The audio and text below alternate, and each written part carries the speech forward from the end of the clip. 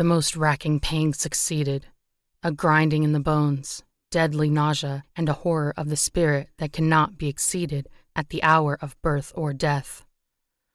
Then these agonies began swiftly to subside, and I came to myself, as if out of a great sickness.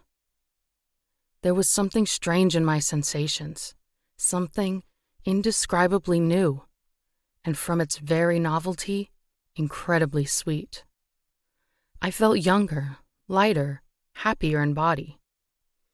Within, I was conscious of a heady recklessness, a current of disordered sensual images running like a mill race in my fancy, a solution of the bonds of obligation, an unknown, but not an innocent freedom of the soul. I knew myself, at the first breath of this new life, to be more wicked, tenfold more wicked, sold a slave to my original evil, and the thought, in that moment, braced and delighted me like wine. I knew a lot of men named Ted, including 2 homicide detectives, but the only Ted I knew who fit the description was Ted Bundy. I hadn't seen him or talked to him for 8 months, and for all I knew, he had left Seattle. But the last time I had seen him, I knew that he had lived at 4123 12th Avenue Northeast, only blocks from so many of the missing girls.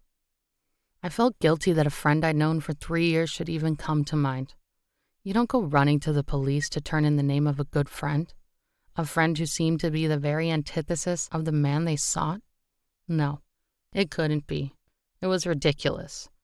Ted Bundy would never hurt a woman. He wouldn't even make an off-color remark to one. A man whose life work was oriented towards helping people, towards eliminating the very sexual violence that marked the crimes, couldn't be involved, no matter how much he resembled the composite.